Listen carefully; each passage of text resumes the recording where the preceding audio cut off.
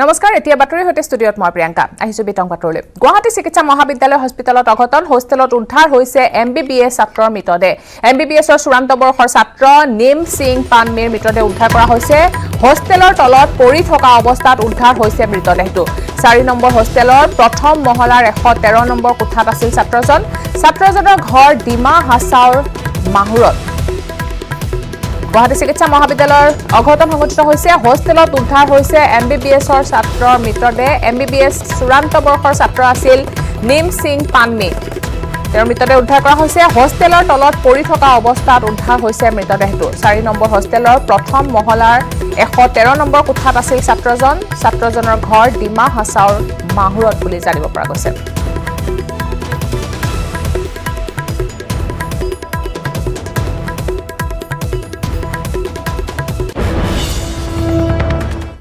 এক breaking news 50 lakh হোৱাৰ দিশে ভাৰতত কৰোনা আক্ৰান্তৰ সংখ্যা 49,30,237 জনলৈ বৃদ্ধি হৈছে কৰোনা আক্ৰান্ত বিগত 24 ঘণ্টাত 83,809 জন আক্ৰান্তক চিনাক্ত কৰা হৈছে বৰ্তমানলৈ কৰোনাই প্ৰাণ লৈছে 80,776 জন লোকৰ এদিনতে মৃত্যু হৈছে 1045 জন কৰোনা ৰোগীৰ আমেৰিকাৰ পিছত এতিয়া দ্বিতীয় স্থানত আছে ভাৰত ক্ৰমাগত 14 দিন ধৰি মৃত্যুৰ সংখ্যা 1000ৰ ওপৰত আছে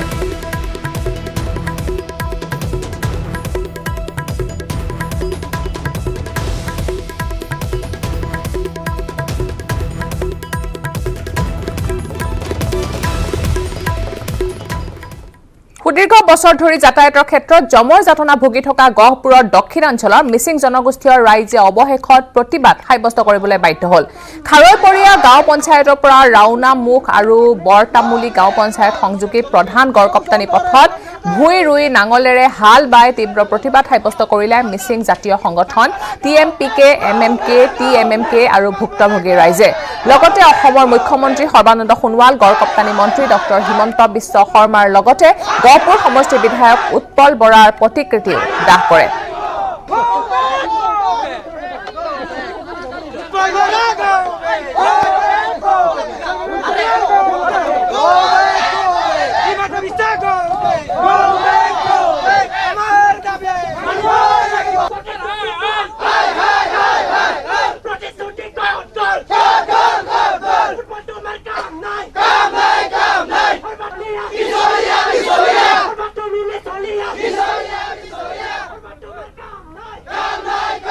আৰু এই সন্দৰ্ভত আমাৰ সাংবাদিক পলাশ ফুকনৰ এক বিশেষ প্ৰতিবেদন ৰাওনমুখ অঞ্চলত আৰু ৰাওনমুখ অঞ্চলৰ ৰাইজে এক বৃহৎ প্ৰতিবাদী কাৰ্যসূচী গ্ৰহণ কৰিছে অসমৰ মুখ্যমন্ত্ৰী সৰ্বানন্দ সোণোৱাল আৰু গহপুৰ সমষ্টিৰ বিধায়ক উৎপল বৰাকে ধৰি গড়কাপ্তানি মন্ত্ৰী আচলতে প্ৰতিমূৰ্তি দাহ কৰিবলৈ দাহ কৰিছে এই মুহূৰ্তত তীব্ৰ প্ৰতিবাদী কাৰ্যসূচী গ্ৰহণ কৰিছে কাৰণ এটাই তেওঁলোকৰ অঞ্চললৈ অহা যিটো একমাত্ৰ পথ সেই পথটো তথৈবচ অৱস্থা আৰু পকীকৰণৰ দাবীত আচলতে এই প্ৰতিবাদ কাৰ্যসূচী গ্ৰহণ কৰিছে বছৰ বছৰ ধৰি এই পথটি উপেক্ষিত হৈ আছে দেখাইছোঁ এই মুহূৰ্তত কেমেৰাকে দেখাইছে তীব্ৰ প্ৰতিবাদ গঢ়ি উঠিছে ৰাওনমুখ আঞ্চলিক টিএমপিকে আৰু এমএমকে সহযোগত আৰু ৰাওনামুখবাসী ৰাইজৰ সহযোগত আচলতে বৃহৎ প্ৰতিবাদী কাৰ্যসূচী গ্ৰহণ কৰিছে আৰু আছে দাদা কওকচোন যিহেতু আজি আপোনালোকে প্ৰতিবাদী কাৰ্যসূচী গ্ৰহণ কৰিবলগীয়া হ'ল কিয় হয় অতি দুৰ্ভাগ্যজনক বিষয় আমাৰ এই 5খন পঞ্চায়ত এলেকাৰ এই ৰাস্তাটো অতি অবৰ্ণনীয় এটা অৱস্থাত আছে আপোনালোকে দেখিছে আৰু যুগ যুগ ধৰি এই অঞ্চলৰ মানুহে যাতায়াতী ব্যৱস্থাৰ ক্ষেত্ৰত যাতনা ভুগি আহিছে আজিও এই ৰাস্তাটোৰ কাৰণে অসম চৰকাৰ বা আমাৰ স্থানীয় বিধায়কগৰাকী কোনো গুৰুত্ব প্ৰদান কৰা নাই পূৰ্বতেও এনেধৰণৰ প্ৰতিবাদ সাব্যস্ত কৰা হৈছিল আৰু বিধায়কগৰাকীৰ লগত আমি লগত বহি কেইবাবাৰো আলোচনা কৰি তেখেতে প্ৰতিশ্ৰুতি নিৰ্বাচনৰ আগমুহূৰ্তটো দিছিল আৰু জিকি অহাৰ পিছতো কেইবাবাৰো ৰাজহুৱাভাৱেও তেখেতে ঘোষণা কৰিছে আৰু ইয়াৰ স্থানীয় ৰাইজে তেখেতক বহুবাৰ ডেপুটেশ্যন গৈ আবেদন নিবেদন কৰাৰ পিছতো আজিৰ তাৰিখলৈকে বিভিন্ন কাৰণত বা বিভিন্ন অজুহাত দেখুৱাই প্ৰতিশ্ৰুতিতে সীমাবদ্ধ হৈ থাকিল নিশ্চয় মাথো প্ৰতিশ্ৰুতিতে সীমাবদ্ধ হৈ থাকিল আৰু যথেষ্টখিনি স্থানীয় ৰাইজ আছে সুধিব বিচাৰিম দাদা কওকচোন যিহেতু আপোনালোকে বছৰ বছৰ ধৰি এই পথটি উপেক্ষিত হৈ আহিছে আমি প্ৰতি বছৰে এই ৰাস্তাটো বিষয়ে আমি প্ৰতিবাদ কৰি আছো নিৰ্মাণৰ অপক্ষে কিন্তু আজি পৰ্যন্তলৈকে কোনো ধৰণৰ পদক্ষেপ গ্ৰহণ নকৰে আজি প্ৰতিমূৰ্তি দাহ কৰিলে এইকাৰণে আমি হিমন্ত বিশ্ব শৰ্মা আমাৰ মুখ্যমন্ত্ৰী সৰ্বানন্দ সোণোৱাল আৰু স্থানীয় বিধায়ক উৎপল বৰাৰ আমি প্ৰতিকৃতি আমি দাহ কৰিছোঁ। নিশ্চয় আচলতে এক প্ৰকাৰে ক'ব লাগিব ক্ষোভিত হৈ পৰিছে ৰাইজ, কিয়নো গহপুৰ সমষ্টিৰ যি জনপ্ৰতিনিধিগৰাকী আছে তেওঁ হয়তো সততে দাবী কৰে যে গহপুৰ সমষ্টি উন্নয়ন হৈছে, কিন্তু প্ৰকৃতাৰ্থত কি উন্নয়ন হৈছে এইসকল ৰাইজে আচলতে প্ৰকৃত ছবিখন দাঙি ধৰিছে। আৰু ক'ব লাগিব এনেদৰে কিন্তু বহু সমস্যাৰে জৰ্জৰিত এই ৰাওনামুখ অঞ্চলবাসী, আৰু সেই এইবাৰ নিৰ্বাচনত তাৰ উচিত প্ৰত্যুত্তৰ পাব বুলি গাঁৱৰ ৰাইজে দাবী কৰিছে। অসম জাতীয় পৰিষদ গঠন হোৱাৰ পিছতে আৰম্ভ হৈছে ৰাজনৈতিক চুপতি। দলটোৰ গঠনৰ পিছতে নিৰ্বাচনত মাত্ৰ 700 পৰা 1500 ভোট পাব বুলি কটাক্ষ কৰে মন্ত্ৰী হিমন্ত বিশ্ব শৰ্মাই। হিমন্ত বিশ্ব শৰ্মাৰ মন্তব্যৰ পিছতে হিমন্ত বিশ্বইহে ভৱিষ্যতে অসম জাতীয় পৰিষদত যোগদান কৰাৰ সম্ভাৱনা আছে বুলি উভতি ধৰে লুৰুণজ্যোতি গগৈয়ে।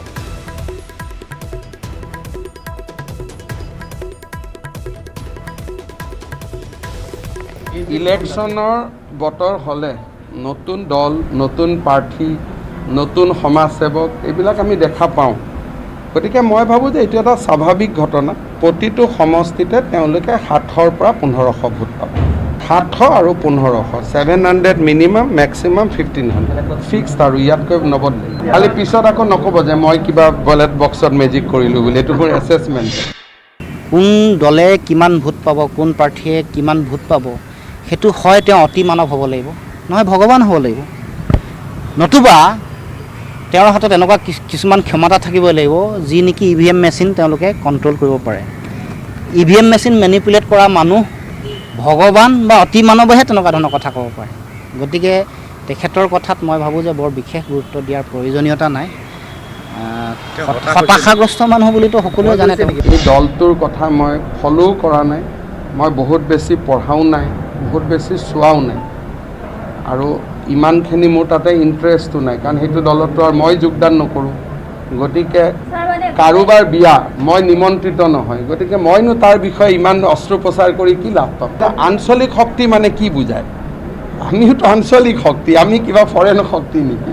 গণতান্ত্ৰিক ব্যৱস্থাত কোনে কাকো ভয় নকৰে। ভয় কৰিবলগীয়া যদি আছে তেতিয়াহ'লে জনসাধাৰণক কৰিব লাগিব, জনগণক ভয় কৰিব লাগিব। গতিকে এনেকুৱা ধৰণৰ কথা, এনেকুৱা পাতল কথা মই ভাবোঁ যে গণতান্ত্ৰিক ব্যৱস্থাত কেতিয়াও উচিত নহয়। আৰু সেইকাৰণে তেওঁ নিজৰ পৰিচয় দি যাব। মই কৈছোঁ নহয়, সময়ে লিখি যাব সকলো মানুহৰ ইতিহাস। গতিকে ধৈৰ্য ধৰক। তেওঁৰ কথাত কোনো ক্ৰেডিবিলিটি নাই বুলিতো জানেই সকলোৱে। তেওঁ এইখন মুখেৰে যি টি কথা কৈ থকা নাই নে। আছুত থাকোঁতে এটা বেলেগ কথা কৈছে, আলফা চালফা হওঁতে এটা বেলেগ কথা কৈছে, যেতিয়া পাণবজাৰ থানাত আছিলে তেতিয়াও বেলেগ এটা কথা কৈছে। গতিকে কথা কোৱাৰ কোনো সীমা সংখ্যা নাই। কংগ্ৰেছত থাকোঁতে বেলেগ এটা কথা কৈছে, বিজেপিত থাকি এতিয়া বেলেগ ধৰণৰ কথা বতৰা হৈ গ'ল। সাংঘাতিক ভক্ত হৈ গ'ল তেওঁ। এসময়ত মানে মছজিদত গৈ আজান দি থকা মানুহে এতিয়া হঠাৎ গৈ একদম সাংঘাতিক বিৰোধী হৈ গ'ল। গতিকে এইজন মানুহক আপোনালোকে বৰ বিশেষ আলোচনাৰ বিষয়লৈ নানিব। এতিয়া মানে পৰিৱেশ পৰিস্থিতি এনেকুৱা আহি যাব, তেওঁ এই অসম জাতীয় পৰিষদ নামৰ দলটোতো গৈ জাপ মাৰি তেওঁ তাত মানে ভৰ্তি কৰিলেও মানুহে অসমৰ জনগণে কোনো আচৰিত নহয়। মেইন ঘটনা এইটো আমি চাব লাগে যে দল হওক, চব হওক, কিন্তু কোনেও যাতে মানুহক চান্দা খুজি হাৰাশাস্তি নকৰে। মোৰ এইটোৱে অনুৰোধ যে দল হওক, ফল ফুল বাঢ়ক, ধুনীয়া হওক চব, কিন্তু দলৰ ভয়ত যাতে দোকানীয়ে দোকান বন্ধ কৰিব নালাগে, যে চান্দা খুজিব আহিছে দোকান বন্ধ কৰি দিওঁ। তেনেকুৱা পৰিৱেশ নোহোৱালৈকে যিমান দল আহে ৰাজনীতি বেয়া বুলি কয়। ৰাজনীতিত নতুন মানুহ আহিলেতো আমি ভালেই পাওঁ। মানুহে কয় যে পলিটিক্সটো বেয়া, politics is the last means of scoundrel, এনেকুৱা বহুত শব্দ আছে। গতিকে ৰাজনীতিত নতুন ৰাজনৈতিক দল হওক, নতুন মানুহ আহক, পঢ়া শুনা কৰা ল'ৰা আহক। গতিকে ৰাজনীতিত যিমান নতুন মানুহ আহিব মই সকলোকে আদৰণি জনাওঁ। খালি মোৰ এটাই অনুৰোধ, যাতে এইটোৰ নাম লৈ যাতে চান্দাটোত যাতে আমি কম গুৰুত্ব দিওঁ। চান্দাৰটো কোনে তুলিছে ৰাজহুৱাভাৱে সকলোৱে দেখিয়ে আছে। তেওঁ চান্দাৰ মাষ্টৰ বুলি সকলোৱে জানে। আৰু তেওঁলোকৰ দলটোৱে কিমান চান্দা তুলিছে সেইটোতো ৱেবছাইটত আপুনি চালে দেখা পোৱা যাব। যোৱা 3-4 বছৰৰ চান্দাৰ তেওঁলোকৰ পৰিক্ৰমা। আৰু অসমত তেওঁতো গোটেই সৰ্বকালৰ সৰ্বশ্ৰেষ্ঠ চান্দা মাষ্টৰ বহি আছে। আৰু আছে বাতৰি, কিন্তু তাৰ আগতে ল'ব লাগিব। ঘূৰি আহিছোঁ বাতৰিৰ মাজলৈ। দেশৰ ভিতৰতে উজলিল যোৰহাট চিকিৎসা মহাবিদ্যালয়। ফেকাল্টিসকলক প্ৰশিক্ষণ প্ৰদানেৰে অধিক দক্ষ কৰি তোলা দিশৰ পৰা দেশৰ ভিতৰতে শীৰ্ষস্থান দখল কৰিছে যোৰহাট চিকিৎসা মহাবিদ্যালয়ৰ MCI ৰিজনেল চেণ্টাৰে। 2019 বৰ্ষত পূব ভাৰতৰ 28খন চিকিৎসা মহাবিদ্যালয়ত কাৰিকুলাম ইমপ্লিমেণ্টেশ্যন ছাপোৰ্ট প্ৰগ্ৰেমৰ অধীনত ফেকাল্টিসকলক 32টা প্ৰশিক্ষণ প্ৰদান কৰিছিল JMC ৰিজনেল চেণ্টাৰে ইয়াৰে 8টা প্ৰশিক্ষণ JMCত অনুষ্ঠিত হোৱাৰ বিপৰীতে 24টা প্ৰশিক্ষণ বিভিন্ন চিকিৎসা মহাবিদ্যালয়সমূহত অনুষ্ঠিত কৰিছিল ইয়াৰ জৰিয়তে মুঠ 692 গৰাকী ফেকাল্টিক প্ৰশিক্ষণ প্ৰদান কৰা হৈছিল আৰু এই সংখ্যা তথা মুঠ প্ৰশিক্ষণৰ সংখ্যা এই দুয়োটাই দেশৰ বাকী ৰিজনেল চেণ্টাৰসমূহৰ ভিতৰত সৰ্বাধিক আৰু সেই দেশৰ ভিতৰতে শীৰ্ষ স্থানত আছে যোৰহাট চিকিৎসা মহাবিদ্যালয়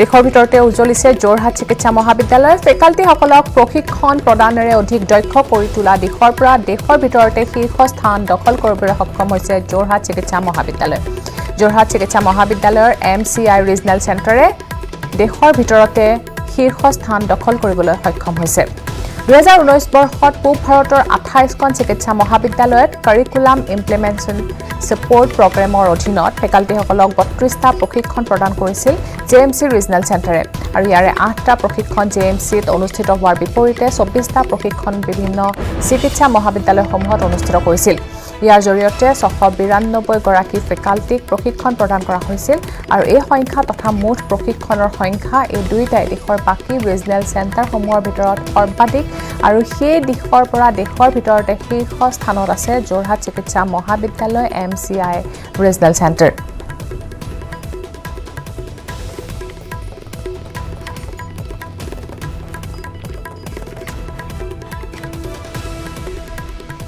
আন এক ব্ৰেকিং নিউজ অসমত দৈনিক বৃদ্ধি কৰোনা আক্ৰান্তৰ সংখ্যা 1,44,166 জনলৈ বৃদ্ধি হৈছে কৰোনা আক্ৰান্তৰ সংখ্যা বিগত 24 ঘণ্টাত 2,403 জন কৰোনা আক্ৰান্তক চিনাক্ত কৰা হৈছে ইয়াৰ ভিতৰতে গুৱাহাটীত 538 ডিব্ৰুগড়ত 183 লখিমপুৰত 182 যোৰহাটত 175 গোলাঘাটত 118 জন লোকক চিনাক্ত কৰা হৈছে বৰ্তমানলৈকে কৰোনা আক্ৰান্ত হৈ মৃত্যু হৈছে 482 জন লোকৰ কৰোনাত আক্ৰান্তৰ শতকৰা হাৰ 7.45% বৃদ্ধি পাইছে বৰ্তমানলৈ আৰোগ্য হৈছে 1,13,133 জন লোক চিকিৎসাধীন হৈ আছে 30,548 জন ৰোগী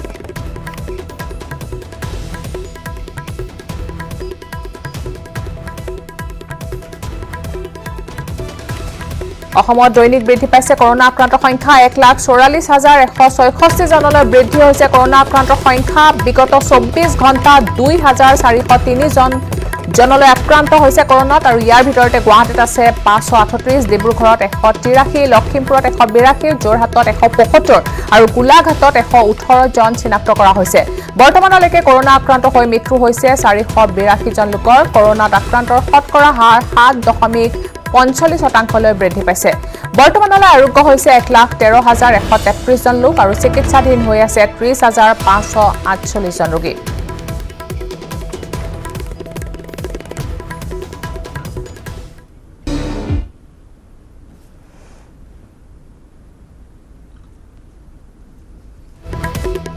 ঘূৰি আহিছো বাতৰিৰ মাজলৈ দেশৰ ভিতৰতে উজ্জ্বলিছে যোৰহাট চিকিৎসা মহাবিদ্যালয় ফেকাল্টিসকলক প্ৰশিক্ষণ প্ৰদানেৰে অধিক দক্ষ কৰি তোলা দিশৰ পৰা দেশৰ ভিতৰতে শীৰ্ষ স্থান দখল কৰিছে যোৰহাট চিকিৎসা মহাবিদ্যালয়ৰ MCI ৰিজনেল চেণ্টাৰে 2019 বৰ্ষত পূব ভাৰতৰ 28খন চিকিৎসা মহাবিদ্যালয়ত কাৰিকুলাম ইমপ্লিমেণ্টেশ্যন ছাপোৰ্ট প্ৰগ্ৰেমৰ অধীনত ফেকাল্টিসকলক 32টা প্ৰশিক্ষণ প্ৰদান কৰিছিল JMC ৰিজনেল চেণ্টাৰে ইয়াৰে 8টা প্ৰশিক্ষণ JMCত অনুষ্ঠিত হোৱাৰ বিপৰীতে 24টা প্ৰশিক্ষণত বিভিন্ন চিকিৎসা মহাবিদ্যালয়সমূহত অনুষ্ঠিত কৰিছিল ইয়াৰ জৰিয়তে মুঠ 692 গৰাকী ফেকাল্টিক প্ৰশিক্ষণ প্ৰদান কৰা হৈছিল আৰু এই সংখ্যা তথা মুঠ প্ৰশিক্ষণৰ সংখ্যা এই দুইটাই দেশৰ বাকী ৰিজনেল চেণ্টাৰসমূহৰ ভিতৰত সৰ্বাধিক আৰু এই দেশৰ ভিতৰত শীৰ্ষ স্থানত আছে যোৰহাট মহাবিদ্যালয় MCI ৰিজনেল চেণ্টাৰ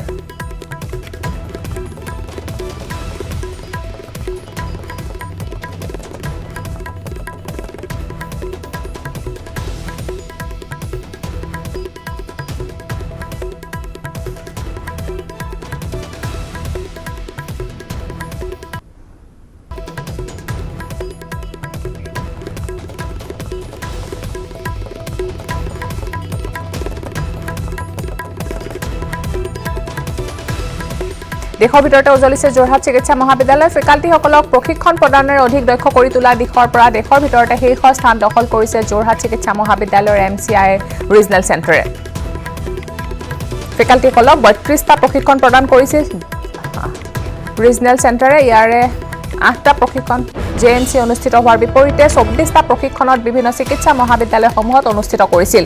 ইয়াৰ জৰিয়তে মুঠ 692 গৰাকী ফেকাল্টিক প্ৰশিক্ষণ প্ৰদান কৰা হৈছিল আৰু এই সংখ্যা তথা মুঠ প্ৰশিক্ষণৰ সংখ্যা এই দুয়োটাই দেশৰ বাকী ৰিজনেল চেণ্টাৰসমূহৰ ভিতৰত সৰ্বাধিক আৰু সেই দিশৰে পৰা দেশৰ ভিতৰত শীৰ্ষ স্থানত আছে যোৰহাট চিকিৎসা মহাবিদ্যালয় MCI ৰিজনেল চেণ্টাৰ।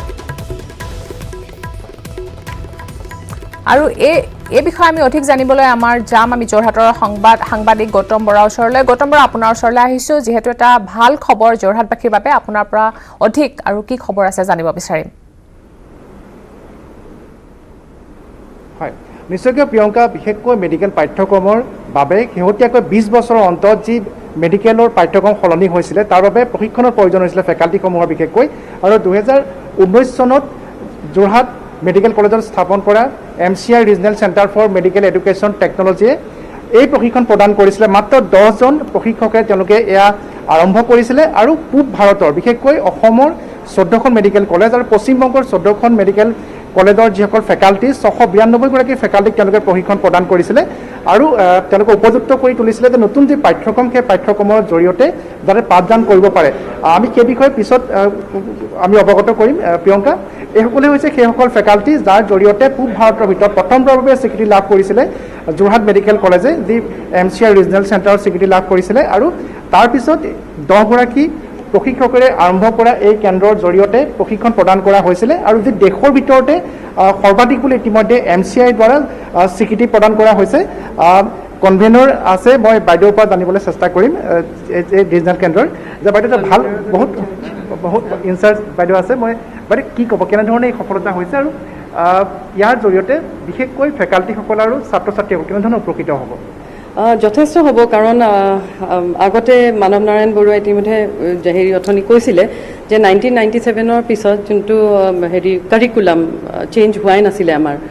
1997ৰ ৰেগুলেশ্যনে চলি আছিল, graduate medical education regulation. After 20 years 20 বছৰৰ পাছত এতিয়া ধৰক সলনি হৈছে। এতিয়া যোনটো কাৰিকুলাম তেওঁলোক ইণ্ট্ৰডিউচ কৰিছে MCI medical council of India, সেইটো হ'ল কম্পিটেঞ্চি বেছড মেডিকেল এডুকেশ্যন কাৰিকুলাম। কিন্তু আমাৰ কাৰণেও নতুন, সকলোৰে কাৰণে নতুন ভাৰতত যি ধৰণে পঢ়াব বা যি ধৰণে আপোনাৰ ধৰক টিচিং লাৰ্ণিং হ'ব, সেইখিনিৰ কাৰণে টিচাৰ্ছক ট্ৰেইন কৰাখিনি খুবেই জৰুৰী আছিল। হয়, মই বাইদেউ আপোনাক কাষলৈ আহিম। যোৰহাট মেডিকেল কলেজৰ অধ্যক্ষ ডাঙৰীয়া আছে, মই জানিব চেষ্টা কৰিম যে ছাৰ এটা ভাল খবৰ আহিছে, বিশেষকৈ ভাৰতবৰ্ষৰ ভিতৰতে সৰ্বোচ্চ স্থান অধিকাৰ কৰিছে JMCৰ এই চেণ্টাৰটোৱে। আমি যথেষ্ট ইয়াৰ কাৰণে গৰ্বী হৈছোঁ আৰু এই গোটেই আমাৰ ক্ৰেডিট যাব আমাৰ ইয়াৰ টীমলৈ, MCI আমাৰ যিটো ৰিজনেল চেণ্টাৰ টীমলৈ। আৰু এইটো এটা সৰু এচিভমেণ্ট নহয়। ধৰক ভাৰতত কেইবাটাও ৰিজনেল চেণ্টাৰ আছে, তাৰ ভিতৰত আমি যোৰহাটত বহুত দূৰত, সাধাৰণতে নৰ্থ ইষ্টত মানুহে ধৰক কথা নাভাবেই। নৰ্থ ইষ্টৰ পৰা আমি খুব এটা অভিলেখ স্থাপন কৰা হৈছে ইয়াৰ পৰা 692টা। যেনেকৈ বাইদেৱে কৈছে যে আজিকালি যোৱা বছৰৰ পৰা আমাৰ গোটেই টিচিং ছিষ্টেমটো, পঢ়োৱা ছিষ্টেম মেডিকেলে বেলেগ হৈ গ'ল। আগতে আমি যেনেকৈ ধৰণে পঢ়াইছিলোঁ, এতিয়া জেনেৰেলি সাধাৰণতে হাতে কামে কৰাটো বেছি হৈ গৈছে। স্কিল মডিউলাৰ গোটেইটো বস্তু হৈছে সৰু প্ৰত্যেক ষ্টেপতে। আৰু ইয়াৰ লগতে মেডিকেল কাউন্সিল অফ ইণ্ডিয়াই আমাৰ বাকী ৰুলখিনি, অকল পঢ়া শুনাৰ ৰুলখিনি যে সলনি কৰিছে এইটো নহয়, টিচাৰ কোৱালিফিকেশ্যনবিলাকো চেঞ্জ কৰা হৈছে। যে টিচাৰ কোৱালিফিকেশ্যনৰ কাৰণে আমি কিছুমান নিৰ্দিষ্ট ট্ৰেইনিং যিটো আমাৰ ৰিজনেল চেণ্টাৰে দিয়ে, ধৰক টিচাৰ্ছ ট্ৰেইনিং কিছুমান revise basic teachers training, curriculum training, গোটেইখিনি আমি দিব লগা হৈছে। আৰু সেইটো ইয়াৰ পৰা আমি এই ৰিজনেল চেণ্টাৰত দিওঁ বা বেলেগ মেডিকেল কলেজত, যিখিনি আমাৰ এখন 28খন মেডিকেল কলেজ যিটো চেণ্টাৰ হাতত আছে এতিয়া তলত, এই 28টা কলেজতো আমি সেইটো পাতিব পাৰোঁ। কিন্তু আমাৰ তত্বাৱধানত, এইটো চেণ্টাৰৰ তত্বাৱধানত সেই গোটেইখিনি হৈ যায়। হৈ গ'লে তাৰ পৰা সেইখিনি ট্ৰেইনিং ল'লেহে আজিকালি ধৰক এজন চিকিৎসক বা শিক্ষাবিদ যে ৰেজিষ্ট্ৰাৰ পৰা এছিষ্টেণ্ট প্ৰফেচাৰ বা এছিষ্টেণ্ট প্ৰফেচাৰ, এছ'চিয়েট প্ৰফেচাৰ হ'লে এই নিৰ্দিষ্ট ট্ৰেইনিংবিলাক থাকিব লাগিব, নহ'লে আজিকালি প্ৰমোচনটো নহয়। যেনেকৈ যিটো আগৰ ক্ৰাইটেৰিয়া আছিলে যে আমি পাব্লিকেশ্যন লাগিব, হেন লাগিব, ইয়াৰ লগতে এইখিনিও এড কৰা হৈছে। গতিকে এইটো অতি দৰকাৰী ট্ৰেইনিং যিটো আমি চেণ্টাৰৰ পৰা দি থকা হয়। হয়, ধন্যবাদ জনাইছোঁ। আচ্ছা, মই আপোনাকো জানিব বিচাৰিম যে বহুখিনি পৰিৱৰ্তন আহিছে বৰ্তমান মেডিকেল পাঠ্যক্ৰমত, অলপ ক'ব নেকি? আপুনি কৈছিল যে বৰ্তমান ছাত্ৰ ছাত্ৰীসকলক কেনেধৰণে ৰোগীৰ লগত বাৰ্তালাপ কৰিব লাগে সেইখিনি প্ৰশিক্ষণ দিয়া হ'ব, পাঠ্যক্ৰম অন্তৰ্ভুক্ত হৈছে।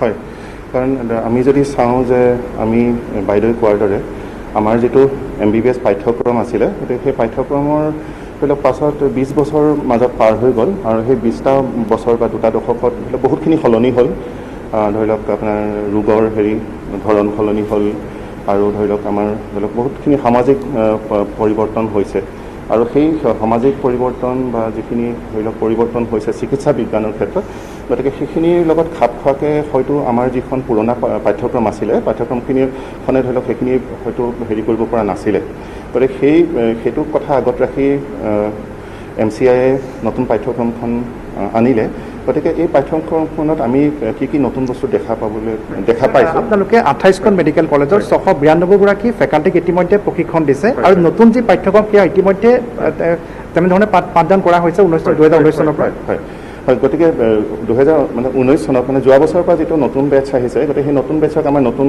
কেৰিকুলামৰ মতেই কৰা হৈছে MBBS কোৰ্চটো আৰম্ভ কৰা হৈছে আৰু এই বছৰ ধৰি লওক তেওঁলোকে ধৰি লওক পৰীক্ষা দি পেলাই অহা বছৰ ধৰি লওক যিটো পেৰাক্লিনিকেল ছায়েন্সলৈ যাব গতিকে সেই পেৰাক্লিনিকেল ছায়েন্সৰ কাৰণে ট্ৰেইন আপ কৰিবৰ কাৰণে যিটো CISP2 বুলি কয় CISP2 ট্ৰেইনিংটো অলৰেডি আমি আৰম্ভ কৰিছোঁ আৰু প্ৰায় 400মান মেডিকেল টিচাৰ্ছ অলৰেডি আমাৰ কলেজৰ আণ্ডাৰত ট্ৰেইন আপ হৈ গৈছে ধন্যবাদ জনাইছোঁ বাইদেউ কেনেকুৱা লাগিছে আপোনালোকেও নিশ্চয় প্ৰশিক্ষণ দিছিলে হয় দিছিলোঁ ভাল লাগিছে ধৰক এইটো এটা নতুন যিহেতু কাৰিকুলাম আৰু আমি নিজে প্ৰথম লৈ লৈছিলোঁ ট্ৰেইনিংটো তাৰপিছত আমি আকৌ সেইখিনি ধৰক চবকে ধৰক বস্তুখিনি মিলাই দিছিলোঁ সেইকাৰণে খুব আনন্দিত হৈছোঁ আৰু নতুন কাৰিকুলামৰ মতে আমি আশা কৰিছোঁ যে আমাৰ ধৰক যিটো হেল্থ ছিষ্টেম বা হেল্থ এডুকেশ্যনৰ সেইটো যেন খুব ভাল হয় আৰু ষ্টুডেণ্টে যেন খুব লাভ কৰে ধন্যবাদ জনাইছোঁ মানৱ দা আছে মানৱ দা কি ক'ব এইটোৱে আমাৰ কাৰণে এটা বহুত আমি গৌৰৱ কৰিছোঁ ইয়াৰ কাৰণে আৰু এতিয়া বৰ্তমান যিটো আমাৰ চিকিৎসাৰ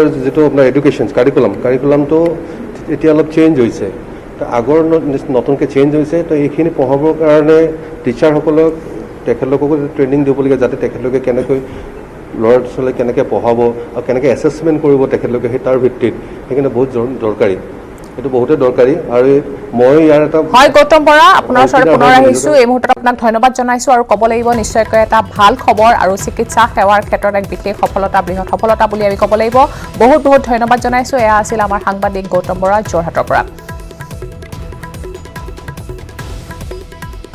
আহিছোঁ পৰৱৰ্তী বাতৰলৈ কোভিড প্ৰটকলৰ নীতি উলংঘা বিধায়ক কমলাক্ষ দে পুৰকায়স্থ সামাজিক দূৰত্বৰ নিয়মক ভৰিৰে মোহাৰি কেইবা হাজাৰ ৰাইজক লৈ পাতিলে নাও খেল প্ৰতিযোগিতা মাস্ক নিপিন্ধাৰ লগতে উপস্থিত লোকসকলে মানা নাই কোনো ধৰণৰ সামাজিক দূৰত্ব সোমবাৰে বিয়লি উত্তৰ কৰিমগঞ্জৰ সমষ্টিৰ বজাৰঘাট এলেকাত বিধায়ক কমলাক্ষ দে পুৰকায়স্থই আয়োজন কৰিছিল বিশাল নাও খেল প্ৰতিযোগিতা য'ত ভাগ লৈছিল অঞ্চলটোৰ হাজাৰ হাজাৰ লোকে অনুষ্ঠানত ভাগ লোৱা হাজাৰ হাজাৰ ৰাইজে সামাজিক দূৰত্বৰ নিয়মক নেওচি আনকি মাস্ক নিপিন্ধাকৈ উপস্থিত হৈছিল কৰোনা আতংকৰ মাজত বিধায়কৰ এনে দায়িত্ব জ্ঞানহীন কৰ্মকাণ্ডত ব্যাপক প্ৰতিক্ৰিয়াৰ সৃষ্টি হৈছে এতিয়া কৰিমগঞ্জত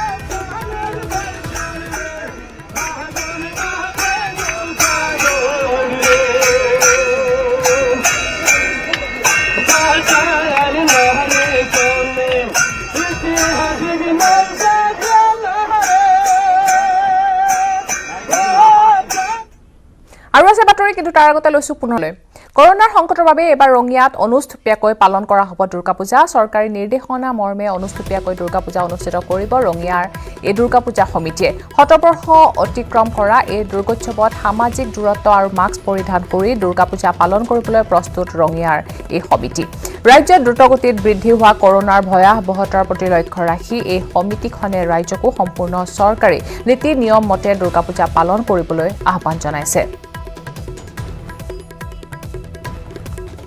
আৰু এই সন্দৰ্ভত আমাৰ সাংবাদিক ইনামুল হুছেইন ইছলামৰ এক বিশেষ প্ৰতিবেদন হয় মই আছোঁ ৰঙিয়াৰ বাৰোৱাৰী শ্ৰী শ্ৰী দুৰ্গা পূজা সমিতিৰ এটি কাৰ্যালয়ত দুৰ্গা পূজালৈ মাজত মাত্ৰ কেইটামান দিন বাকী চৰকাৰী নিৰ্দেশনা আহিছে সামাজিক দূৰত্ব বজাই ৰাখি উদযাপন কৰিব লাগিব এবাৰ দুৰ্গা পূজা যাক লৈ চিন্তিত হৈ পৰিছে ধুমধামেৰে উদযাপন কৰা হয় এই দুৰ্গা পূজা লাখ লাখ লোকৰ সমাগম ঘটে কিন্তু এইবাৰ তাৰ বিপৰীতে অনুষ্ঠুপীয়াকৈ উদযাপন কৰা হ'ব দুৰ্গা পূজা আমাৰ লগত ইয়াত সমিতিৰ লোক আছে তেখেতসকলৰ পৰা জানিবলৈ বিচাৰিম কি ক'ব কেনেধৰণে উদযাপন কৰা হ'ব দুৰ্গা পূজা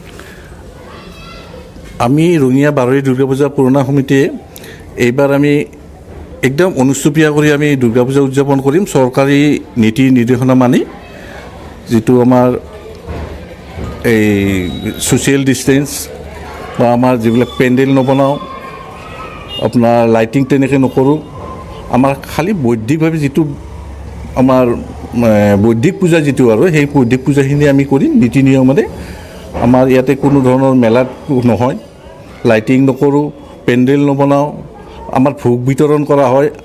আমি সেইটো চিন্তা কৰি আছোঁ, কেঞ্চেল কৰিম, ভোগো বিতৰণ নকৰোঁ। আমি অনুষ্টুপীয়াকৈ একদম চৰকাৰী নীতি নিৰ্দেশনাৰে আমি দুৰ্গা পূজা উদযাপন কৰিম বুলি ভাবি আছোঁ। হয়, ধুমধামৰ বিপৰীতে এইবাৰ অনুষ্টুপীয়াকৈ উদযাপন কৰা হ'ব এই দুৰ্গা পূজা, আৰু ইয়াত সামাজিক দূৰত্ব বজাই ৰাখি মাস্ক পৰিধান কৰি চেনিটাইজ কৰি এনেদৰে অংশগ্ৰহণ কৰিবলৈ আহিব ইয়াত, আৰু অতি কম লোকেৰে উদযাপন কৰা হ'ব হয় দুৰ্গা পূজা। আমাৰ লগত আন এগৰাকী ব্যক্তি আছে, সিহঁতৰ পৰা জানিবলৈ বিচাৰিম, কি ক'ব? মই পোনপ্ৰথমে আজিৰ এই আমাৰ ৰঙিয়া শ্ৰী শ্ৰী বাৰোৱাৰী দুৰ্গা পূজা সমিতি পুৰণি মণ্ডপ সমিতিৰ তৰফৰ পৰা সমূহ ৰাইজক আগন্তুক শাৰদীয় শুভেচ্ছা জ্ঞাপন কৰিলোঁ। আৰু এইবুলি আমি অইন বছৰৰ দৰে আমি উলহ মালহেৰে আমি দুৰ্গা পূজা উদযাপন নকৰোঁ বুলি ইতিমধ্যে আমি সিদ্ধান্ত লৈছোঁ। আমি ৰাজহুৱা সভা আকাৰে আমি চৰকাৰী নীতি নিয়ম মানি সম্পূৰ্ণ সামাজিক দূৰত্ব বজাই ৰাখি মাস্ক পৰিধান কৰি আমি ইয়াত অকল পুৰোহিতৰ মন্ত্ৰ উচ্চাৰণ আৰু বৈদিক নীতি নিয়মেৰে আমি এইবাৰ পূজা অনুষ্ঠিত কৰিবলৈ আমি ইতিমধ্যে সিদ্ধান্ত গ্ৰহণ কৰিছোঁ। অতি পুৰণি এই দুৰ্গা পূজাখন 100 বছৰ গৰকা ইয়াত যথেষ্ট লোকৰ সমাগম হয়। অসমৰ বিভিন্ন ঠাইৰ পৰা ইয়াত লোক আহি ইয়াত ভক্তসকল আহি ভিৰ কৰা পৰিলক্ষিত হয়।